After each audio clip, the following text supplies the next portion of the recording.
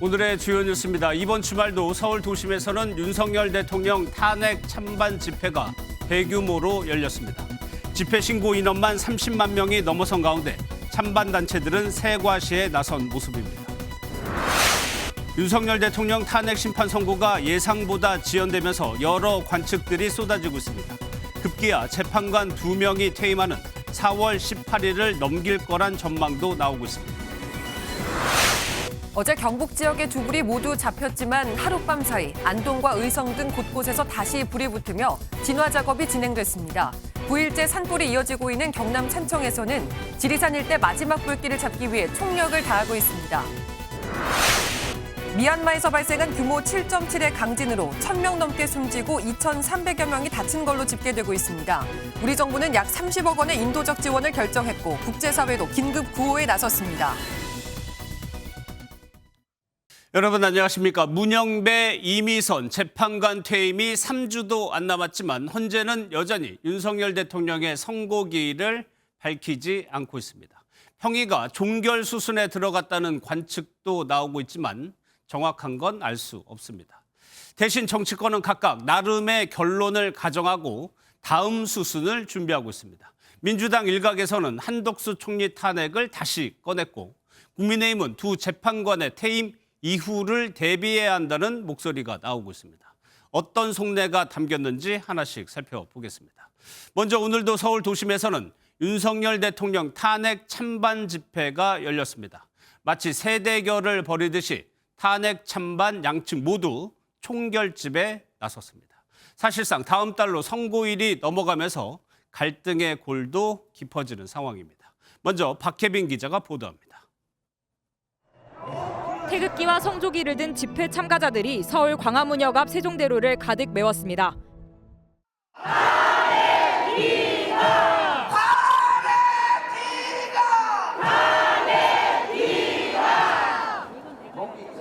자유통일당과 세이브코리아가 각각 광화문 광장과 여의도에서 윤석열 대통령 탄핵 반대 집회를 열었습니다. 탄핵 심판 선고가 사실상 4월로 넘어갔다는 관측이 나오는 가운데 이들은 헌재가 신속하게 탄핵안을 기각해야 한다고 주장했습니다. 내란 혐의가 사라졌다면 그럼 이 재판 자체가 탄핵 심판 자체가 이루어질 수 없기 때문에 분명히 기각이나 각하가 돼야 된다고 생각합니다. 같은 시각 경복궁역 인근에서는 대통령 즉각 파면과 같은 손팻말을 든 이들이 모였습니다. 문재인 대통령을 당장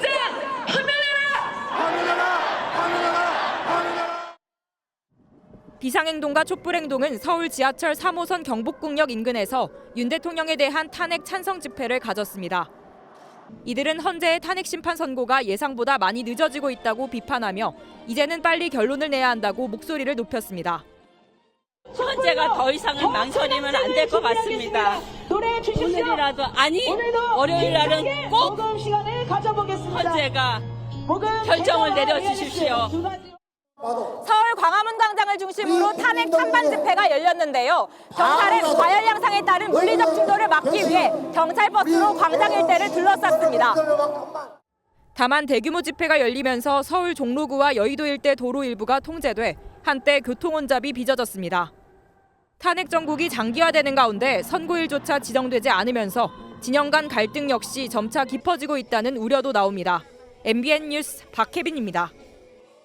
정치권도 치열한 여론전을 펼쳤습니다. 국민의힘은 윤석열 대통령이 복귀할 때까지 싸우자고 목소리를 높였고 더불어민주당은 더 이상의 지연은 안 된다며 신속한 파면을 촉구했습니다. 정태훈 기자가 보도합니다. 3월 마지막 주말에도 여야는 거리로 나와 헌법재판소의 대통령 탄핵 선고를 향한 목소리를 높였습니다. 당 차원의 공식적인 대응을 자제하고 있는 국민의힘은 개별 의원들이 서울과 울산 등 집회 현장을 찾았습니다. 우리 다시 힘을 냅시다. 다시 일어섭시다. 윤석열 대통령께서 직무에 복귀하실 때까지 우리 끝까지 싸웁시다. 헌재의 기각 또는 각하 판결을 기원하며 기대감을 드러내기도 했습니다. 다음 주 중에는 대통령 탄핵을 각하하거나 기각하는 판결을 해야 된다고 생각하는데 여러분 공의하십니까? 민주당을 포함한 야권은 이번 주말에도 광화문에 집결해 대통령의 신속한 파면을 외쳤습니다. 선고기일 통지가 계속 미뤄지자 헌재를 향한 직접적인 공세 수위도 점차 높여갔습니다.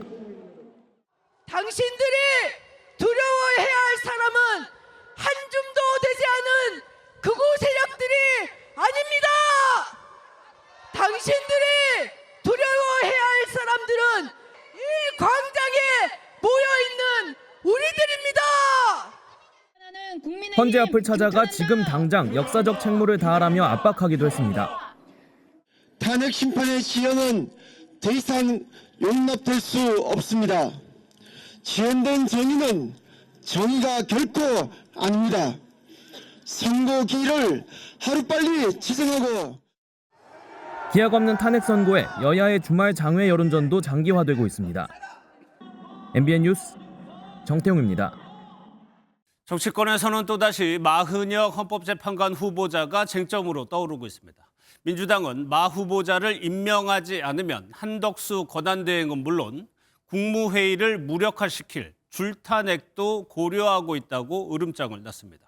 국민의힘은 민주당이 쿠데타를 선언한 것이라며 이재명 대표 등을 내란죄로 고발하겠다고 맞받았습니다.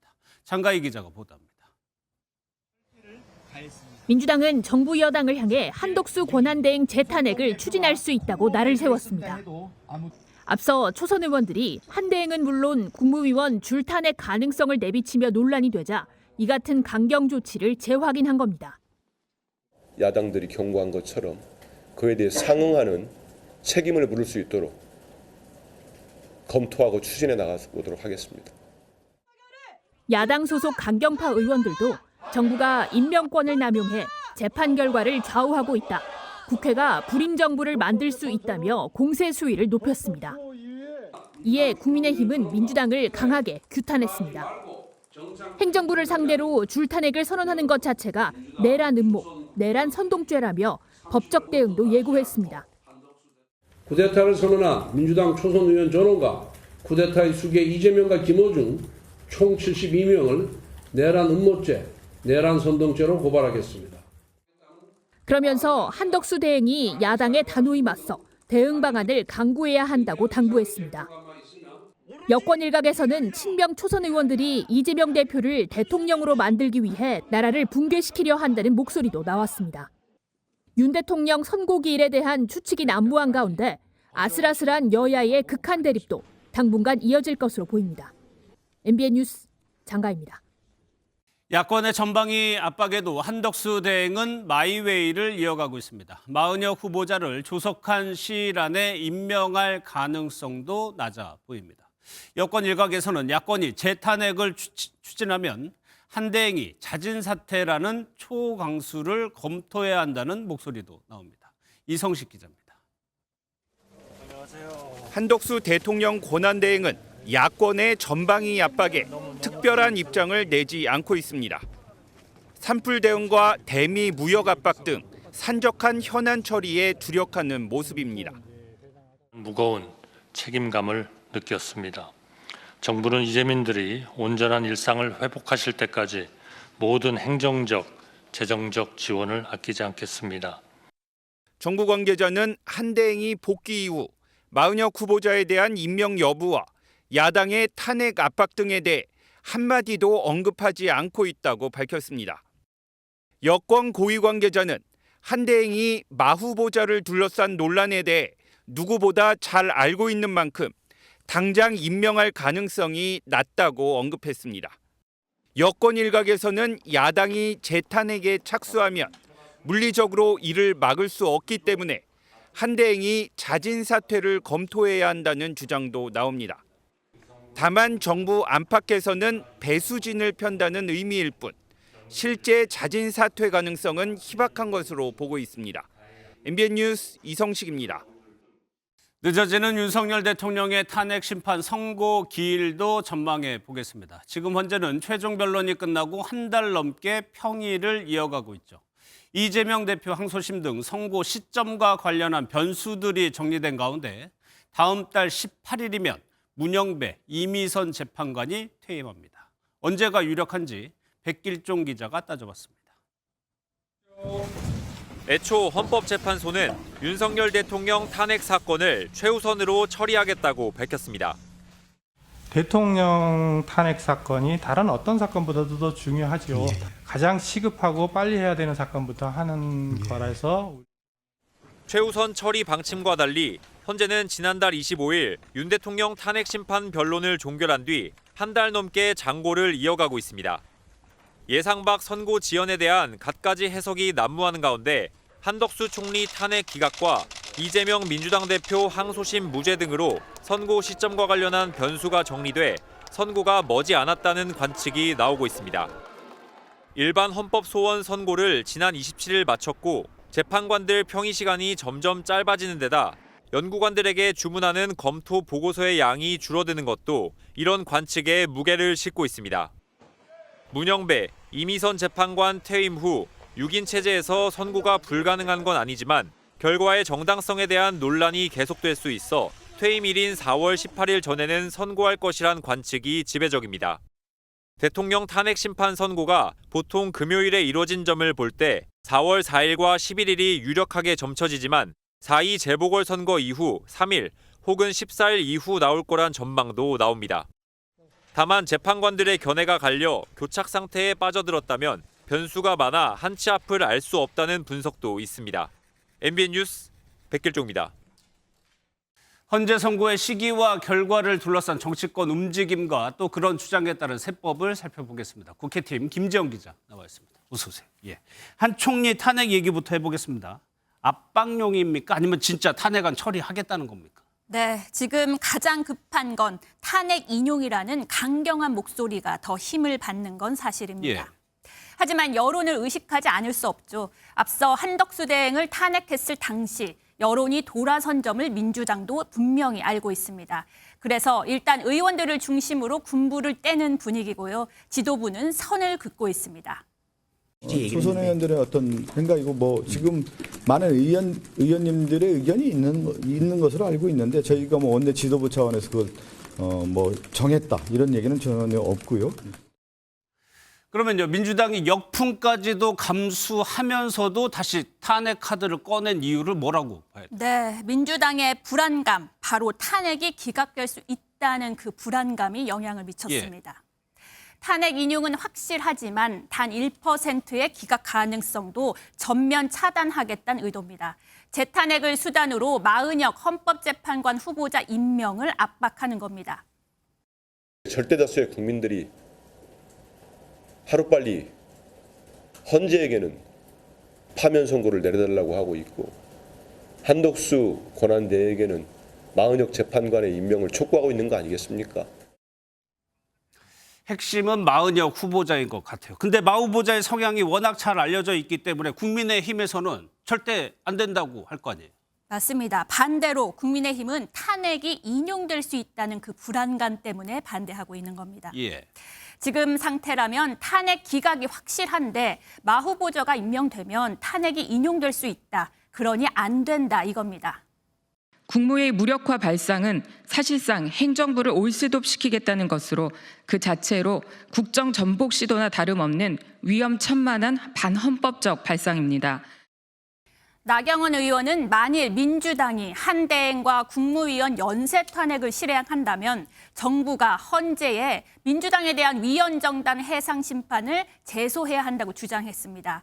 민주당이야말로 국헌 문란과 헌정 질서 파괴의 장본인이라는 겁니다. 예. 그런데 이런 비판 말고 실제로 민주당이 강행을 한다면 국민의힘으로서는 할 수 있는 게 있나요?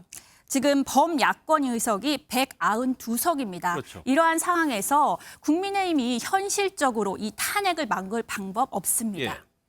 하지만 여론이 민주당을 또 한 번 외면하는 계기가 될 수도 있어 나쁘지만은 않다는 의견도 적지 않습니다. 일각에서는 문형배, 이미선 두 재판관이 퇴임하는 다음 달 18일까지도 헌재가 아예 선고하지 않는 상황을 가정해 대통령 몫의 후임자를 검토하자는 움직임도 감지됩니다.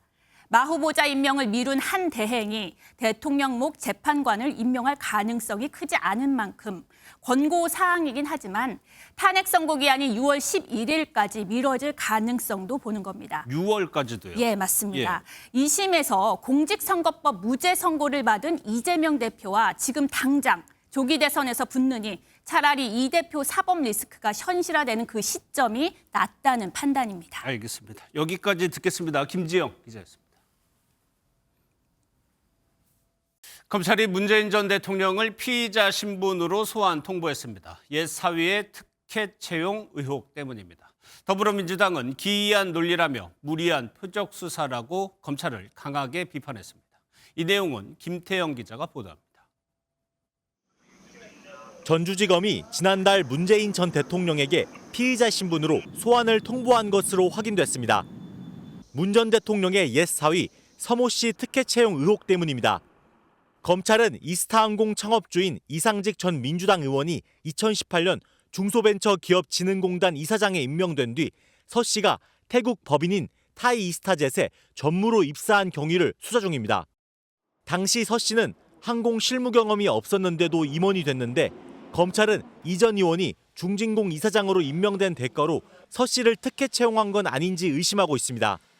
문 전 대통령의 딸인 다희 씨에 대한 경제적 지원을 서 씨 취업 이후 끊었기 때문에 항공사에서 서 씨에게 지급한 급여 2억여 원이 뇌물이라는 게 검찰의 판단입니다. 검찰은 변호인과 일정을 협의 중이라며 조사 일정 등에 대해선 밝히기 어렵다고 말했습니다. 앞서 검찰은 문 전 대통령 측과 조율 끝에 서면 질의서를 보냈는데 서 씨의 취업 경위와 다희 씨와 문 전 대통령 부부 간 금전 거래 관련 내용 등이 담긴 것으로 알려졌습니다. 민주당은 무리한 표적 수사를 하고 있다고 강력 비판했습니다. 그러면서 서 씨의 취업 이후 딸 부부의 생계비가 해결돼 문 전 대통령에게 경제적 이익이 됐다고 보고 뇌물 혐의를 적용한 건 기이한 논리라고 지적했습니다. MBN 뉴스 김태형입니다. 서울 면적의 80%를 태운 역대 최악의 산불은 이제 경남 산청을 제외하고는 주불이 잡혔습니다. 하지만 완전히 다 꺼진 건 아닌데요. 오늘 새벽 경북 안동과 의성에서 일부 불씨가 되살아나기도 했습니다. 그럼 지금 상황은 어떤지 안동과 산청을 차례로 연결해 보겠습니다. 박은채 기자, 경북 지역 불씨가 다시 살아났었다고요? 네, 저는 지금 경북 안동시 태화동의 산에 올라와 있습니다. 제 뒤로 경북 지역 산맥과 안동의 전경이 보이는데요. 오늘 새벽부터 안동 남우면과 의성 신평면, 청송 등 어제 주불이 진화된 경북 곳곳에서 산불이 다시 발생했습니다. 잔불이 난 건데 산을 덮은 소나무 잎에 헬기로 미처 끄지 못한 불씨가 남아있었기 때문입니다. 오전에 꺼진 불이지만 오후 3시에도 계속 연기가 피어오르고 있어 주민들은 불안해했습니다. 한 6시쯤 되면 철수해버리잖아. 헬리콥터가 다 껐다고 생각했는데 혹시나 싶어서 이쪽 방면에 여기 나버리면 금방 붙어버리기 때문에 불이 벌겋게 두 군데인가 그래서 전부 다 물 뿌렸잖아요. 저희가 오늘까지 수차례 불이 난 남우면 산을 타보니 재가 된 나뭇잎과 숯 등 불에 시달린 모습을 볼 수 있었습니다. 때문에 어제 진화율 100%를 기록했지만 경북에는 지상 진화 인력 5천여 명이 남아 잔불 정리를 하고 추가 산불을 감시하고 있습니다. 절벽 부근이라서 이제 접근하기 어려워요. 그래서 물통하고 불칼키하고 가져가서 조심스럽게 지금. 오늘 오전 안동의 병원에서 치료를 받던 한 명이 숨져 지금까지 이번 전국 산불로 30명이 사망한 걸로 집계됐습니다. 네, 의성에서 최초로 불을 낸 사람에 대한 수사는 어떻게 돼가고 있습니까? 네, 경북경찰청은 오늘 최초 발화 지점으로 추정되는 경북 의성의 괴산리 야산 일대에서 현장 조사를 벌였습니다. 경찰은 통제선이 설치된 괴산리 야산묘지 근처에서 라이터를 수거했고 이장을 만나 성묘객을 마주친 상황에 대한 진술을 확보했습니다. 또 의성군 특별사법경찰은 실화자로 추정되는 50대 남성 A씨를 산림보호법 위반 혐의로 입건했고 오는 31일에 불러 조사할 방침입니다. 지금까지 경북 안동에서 MBN 뉴스 박은채입니다. 이번에는 경남 산청의 산불 상황을 살펴보겠습니다. 심동욱 기자, 아직 주불이 다 안 잡혔다고요? 네, 그렇습니다. 이곳 경남 산청에서는 여전히 진화 작업이 한창인데요. 제 뒤로 보이는 지리산 국립공원에 여전히 불길이 남아 있습니다. 덕산사 인근에 여기서도 하얀 연기가 피어오르는 걸 볼 수 있었습니다.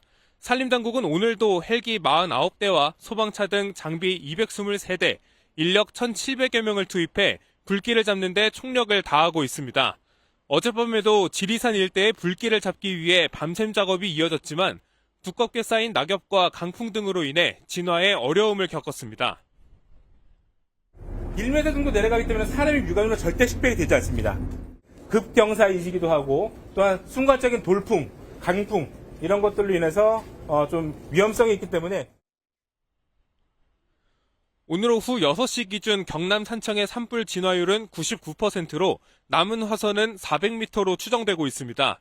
이르면 내일 중에는 불길을 모두 잡을 수 있다는 전망이 나오는데요. 주부를 모두 잡아낸다면 지자체 중심으로 잔불 정리 작업에 들어갈 예정입니다. 오후 4시쯤에는 잠깐 비가 내리기도 했는데 짧은 비 소식이었지만 주민들은 양팔을 들고 환호하기도 했습니다. 산림당국은 지리산의 산세와 강풍에 대비해 진화대원들의 안전을 확보한 상황에서 야간 진화 작업에 총력을 다할 계획입니다. 지금까지 경남 산청 산불 현장에서 MBN 뉴스 심동욱입니다. 다행히도 불은 꺼져가고 있지만 이미 많은 것을 태웠습니다. 당장 집을 잃은 이재민들은 기약 없는 하루하루를 보내고 있는데요. 갑자기 내려간 기온에 오늘 밤은 추위 걱정까지 해야 합니다. 이재호 기자입니다. 마을 절반이 타버린 경북 영도군 화수리 마을입니다.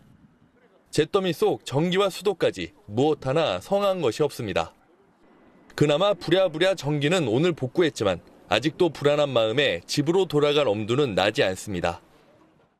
집을 잃은 주민들은 이곳 마을회관에 모여 서로 의지하고 있습니다.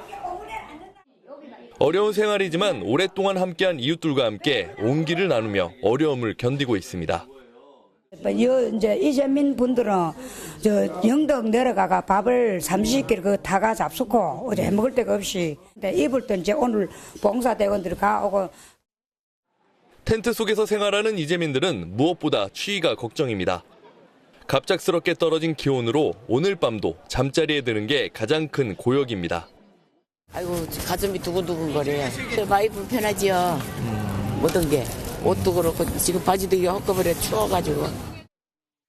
전기마저 복구되지 않은 지역 주민들은 양초로 불만 밝히며 식은 밥으로 끼니를 때우고 있습니다. 차워가지고 지금 이런 뭐 불량은 헬스체 불량 들어가지고 방이 차가지고 사람이 잘 수가 없어요. 잘 수가 지금. 오늘 밤 경북 의성과 청송 지역의 최저 기온은 영하 5도까지 떨어질 것으로 기상청은 예보했습니다. MBN 뉴스 이정우입니다.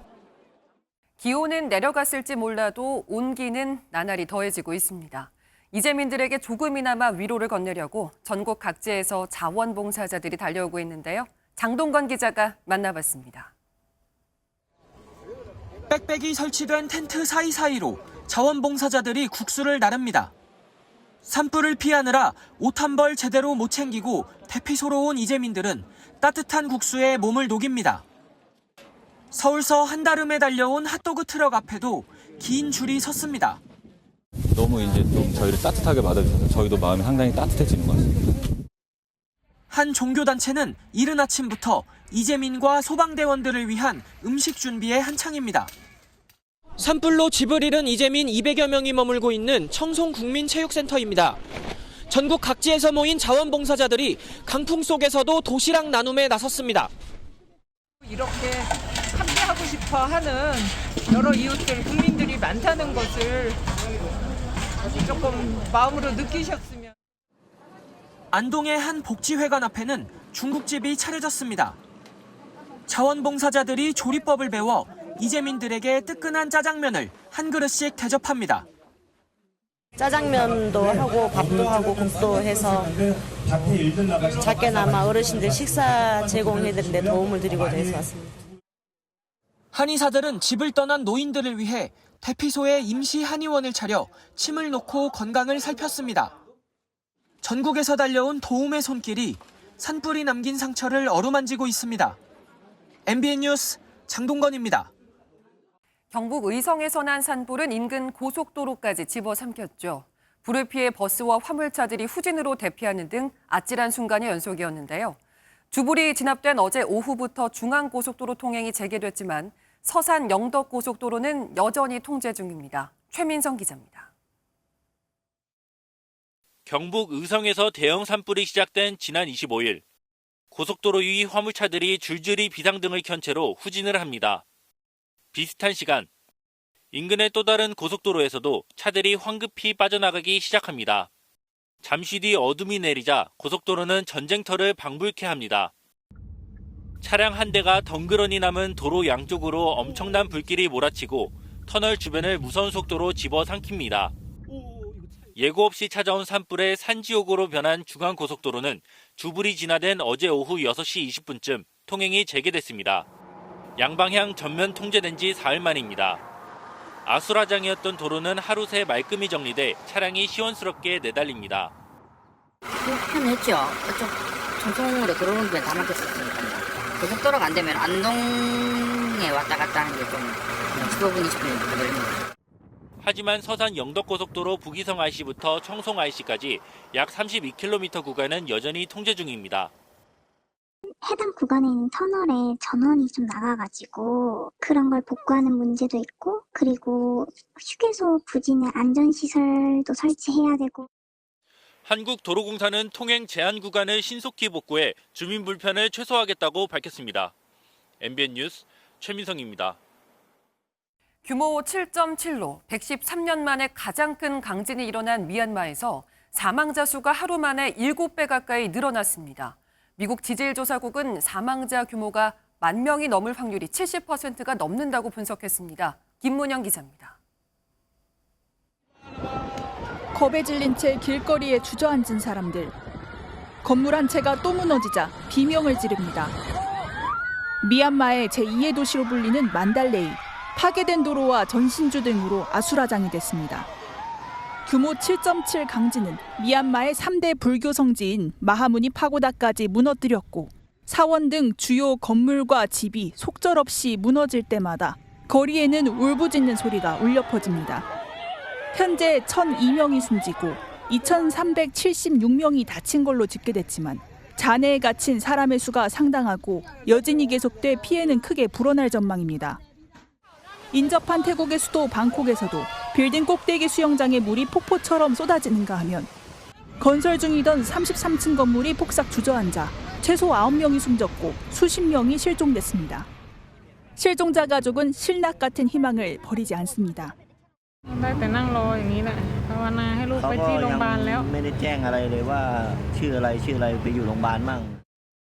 미국 지질조사국이 미얀마의 사망자가 10,000명 이상이 될 가능성이 70% 이상이라 관측한 가운데 쿠데타로 집권한 미얀마 군정은 국제사회에 이례적으로 도움을 요청했습니다.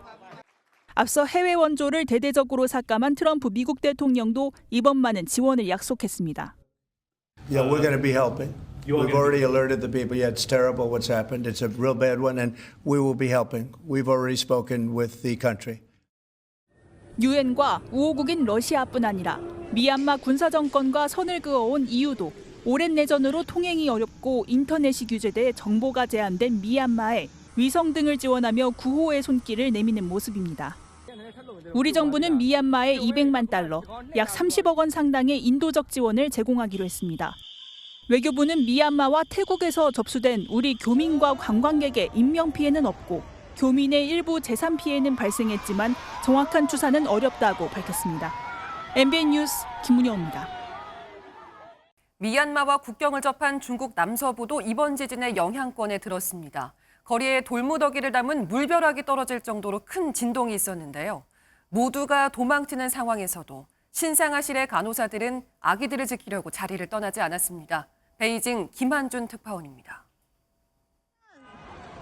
고층 건물에서 모래와 물이 섞인 채 떨어집니다. 사람들이 공포에 질려 달아나자 곧바로 흙과 돌이 섞인 물벼락이 거리를 삼켜버립니다. 높이 달려있던 CCTV 화면까지 보이지 않을 정도로 거대했습니다. 다른 거리에서도 고층 빌딩에서 쏟아진 쓰나미 같은 물폭탄이 들이닥쳤습니다. 当时看着整栋楼都是在晃的，结果水沙就飞下来了，就把我们浸没了嘛。当时 미얀마를 덮친 7.7 강진이 국경을 접한 중국 윈난성에도 그대로 전달된 겁니다.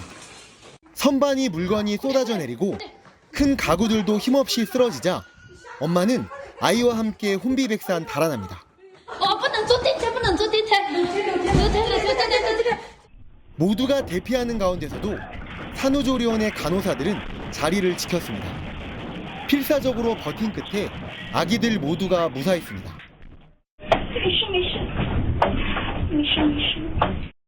무너진 건물 잔해에 차가 깔릴 정도로 큰 충격이었지만 중국 내 사망자는 발생하지 않았습니다. 현지 당국은 윈난성의 교통과 전력, 통신 등의 안정을 유지하고 있다며 복구 작업을 진행 중이라고 밝혔습니다. 베이징에서 MBN 뉴스 김한준입니다. 관세 말고 트럼프 대통령이 강한 의지를 드러내는 것이 영토 팽창입니다. 트럼프 취임 직전 장남이 덴마크 자치령인 그린란드를 방문한 데 이어 이번에는 벤스 부통령이 그린란드를 찾았습니다. 덴마크가 그린란드에 해준 게 뭐가 있냐며 노골적으로 합병 의지를 드러냈습니다. 김민수 기자입니다. 벤스 미국 부통령 부부가 덴마크의 자치령인 그린란드 서북단 피투피크 미군 기지를 찾았습니다. 벤스 부통령은 그린란드를 첫 방문한 소감을 덴마크 정부에 대한 맹비난으로 대신했습니다. Our message to Denmark is very simple. You have not done a good job by the people of Greenland. You have underinvested in the people of Greenland, and you have underinvested in the security architecture of this incredible, beautiful landmass filled with incredible people. 앞서 벤스 부통령의 아내인 우샤 여사가 추진한 2박 3일 일정이 무산되자 이번에 벤스 부통령의 당일치기 방문이 이뤄졌습니다. 도널드 트럼프 미국 대통령은 벤스 부통령보다 한층 더 노골적인 의지를 드러냈습니다. We need Greenland, very importantly, for international security. We have to have Greenland. 지구온난화로 빙하가 녹으면서 북극해의 새로운 항로가 열릴 것으로 예상돼 그린란드의 가치는 날이 갈수록 높아지고 있습니다. 트럼프 대통령은 그린란드 주변 해역에 러시아와 중국 선박이 출몰하고 있어서 더 이상 덴마크가 그린란드를 통치하는 걸 두고 볼 수 없다고 말했습니다. MBN 뉴스 김민수입니다. 유명 햄버거 가격이 1년도 안 돼 또 올랐습니다. 줄줄이 오르는 외식 물가에 서민들의 부담이 커지고 있습니다. 신용수 기자가 취재했습니다. 서울 종로구의 한 맥도날드 매장입니다. 맥도날드는 지난 20일부터 빅맥 세트를 비롯한 메뉴 20종의 가격을 인상했습니다.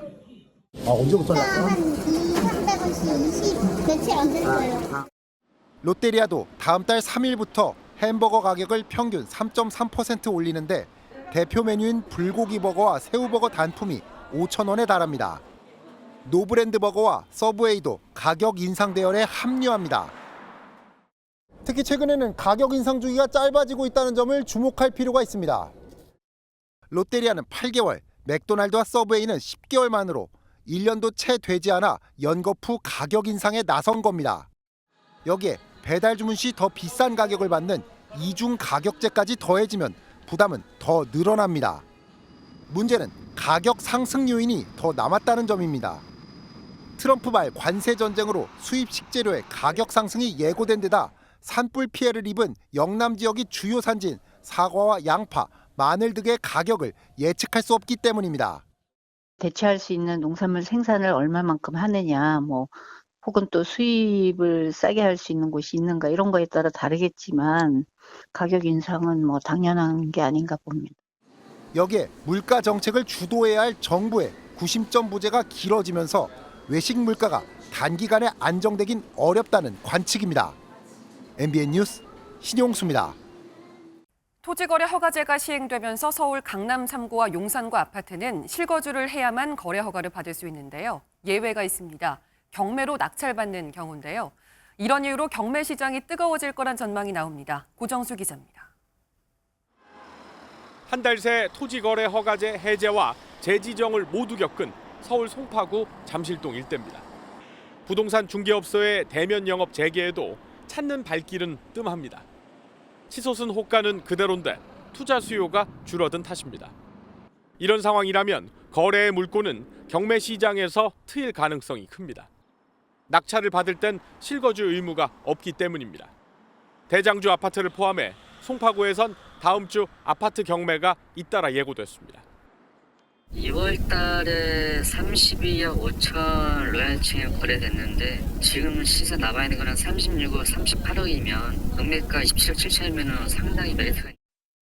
그동안 토지거래 허가 구역 내 아파트 경매 물건은 실거주 의무가 없다 보니 시세보다 높은 가격에 낙찰되는 추세가 나타나기도 했습니다. 자금 소명도 필요 없어 자금 여력이 충분한 투자 수요가 경매 시장으로 향할 거란 전망이 나옵니다. 규제 대상인 강남 3구와 용산구의 감정가 대비 낙찰가 비율은 지난 1월부터 꾸준히 상승해 100%를 넘겼습니다. 부동산 시장의 선행 지표라고 볼 수가 있거든요. 경매 낙찰 가격이 올라간다는 것은 매매 시장에서 그 매매 가격을 자극할 수 있는 요인으로 볼 수가 있습니다. 다만 매매 시장의 관망세가 길어지면 통상 경매 수요도 줄어드는 경향을 보여 시장의 흐름을 지켜봐야 한다는 지적도 나옵니다. MBN 뉴스 고정수입니다. 파키스탄은 물가 상승률이 한때 40%에 달하는 등 극심한 경제난으로 IMF 구제금융을 받고 있는데요. 위기에 빠진 파키스탄에 K농업 기술이 희망의 씨앗이 되고 있습니다. 주요 식량 자원임에도 수입에 의존하고 있던 씨감자를 생산하는 기술을 전수해 준 겁니다. 이혁근 기자입니다. 파키스탄 수도 이슬라마바드에 있는 만평 규모의 씨감자 생산단지입니다. 빛깔 좋은 씨감자를 물에서 키우고 있습니다. 우리나라가 전수해준 선진 농업 기술인데 감자를 즐겨 먹는 파키스탄엔 가뭄 속 담비 같은 기술입니다.